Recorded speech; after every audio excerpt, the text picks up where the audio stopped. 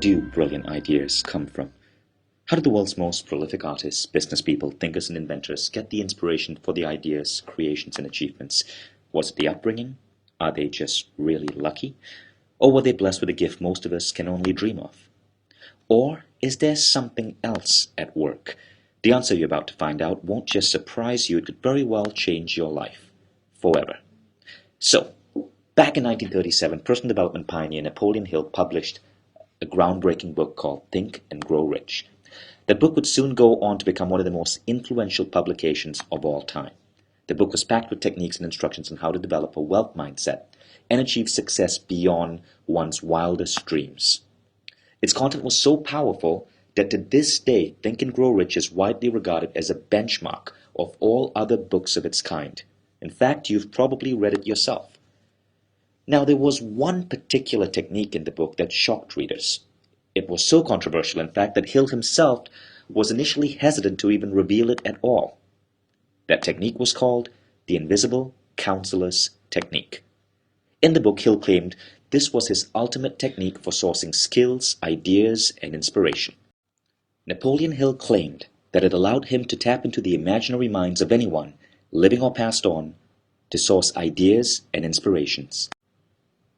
Hill admits to having spiritual meetings with Jesus, Lincoln, Socrates, Aristotle, Plato, Homer, Newton, Burban, Edison, and William James, among others.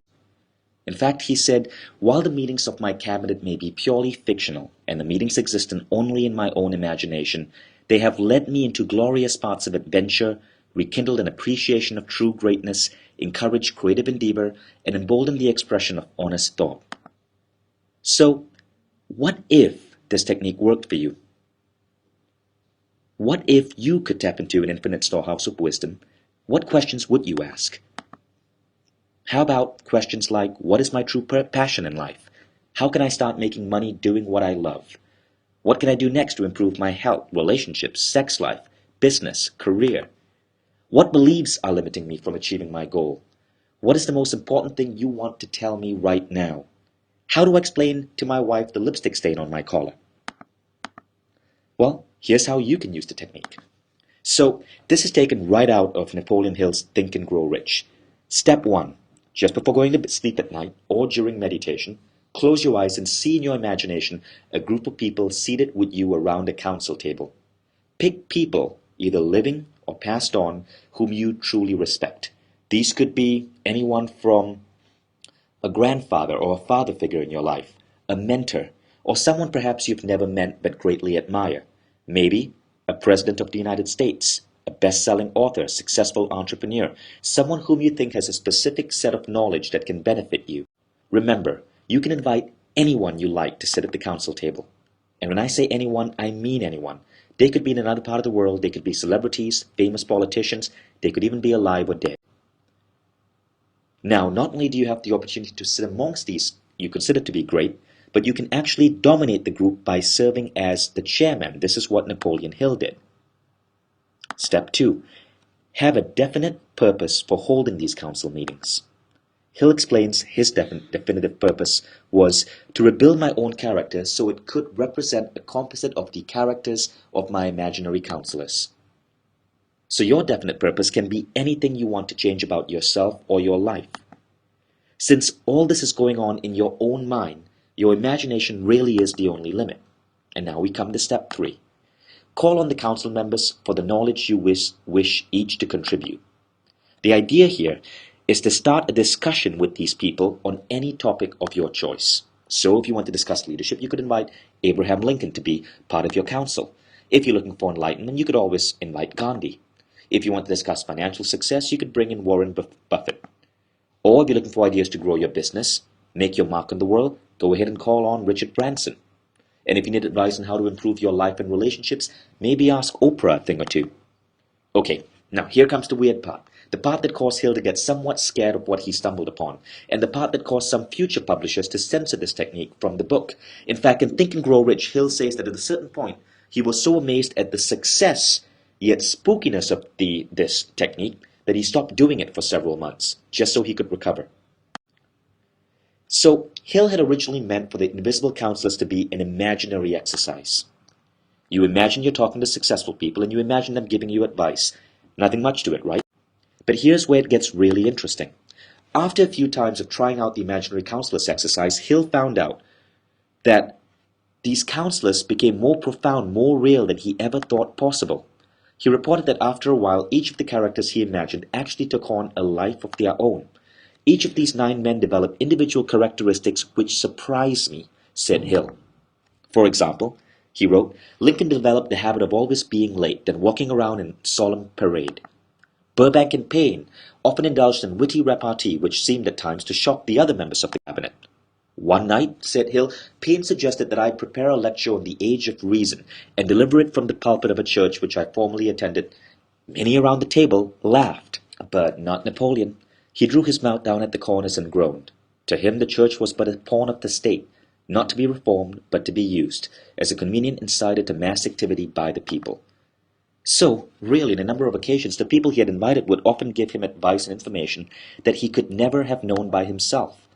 But how was this possible? Now, if this was all going on just inside Hill's head, how could he be picturing, hearing, and learning things outside of his own comprehension? So what was really going on here?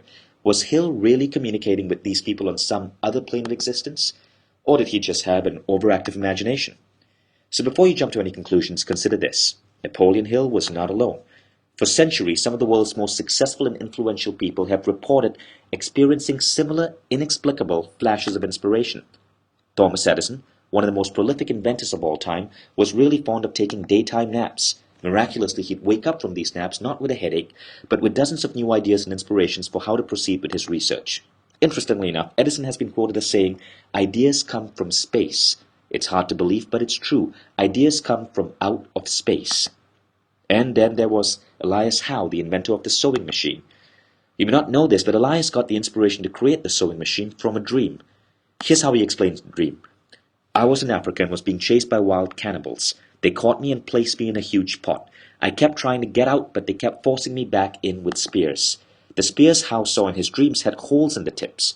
It was this bit of information that gave him the idea for the sewing machine needle, to put the hole not at the base of the needle, but at the tip of the needle. Walt Disney also had his unusual method of coming up with powerful ideas. Whenever he had an idea, Disney would run it through his meticulous 3-step process to guarantee his idea always turned out unique, powerful, and feasible. And what was this first step? Did he analyze market conditions? No. Study the competition? No. Plan his budget? Not quite. He would simply close his eyes and daydream. So all these highly successful people have one thing in common. They had discovered how to tap into a force beyond the confines of the mind and to draw from it infinite amounts of wisdom, inspiration, and success. And you know what? You could be doing this too. Remember how in the movie The Matrix people were able to instantly download skills and abilities into their mind?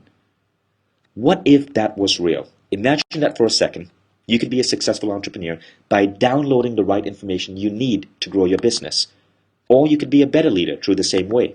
Or an award-winning painter, a writer, a better lover, a better parent, a martial arts master, an in-demand speaker. In fact, imagine you could be anyone you want, do anything you want, and learn everything you want. Well, guess what? Hill, Edison, Howe, and Disney were right. Because these techniques, the one I just shared with you, the Napoleon Hill technique, plus many more which we're going to talk about soon, do exist. And these techniques are great at tapping into intuition and inspiration. And you're going to meet a man who has taken it to a whole new level. In our next video, we're going to share with you a man who has used this exact same technique, first pioneered by Napoleon Hill, but he's used it to start a $1 million business, become a master painter and photographer, find a soulmate 30 years younger than himself, and all just before his 80th birthday. A word of warning, you've probably never seen anything like this before. The technique I'm talking about is based on quantum physics, the theory of multiple universes, and new breakthroughs on the understanding of the power of the subconscious mind. Tomorrow you'll meet this extraordinary man and learn how to take Napoleon Hill's ideas to the next level. So stay tuned for our next video.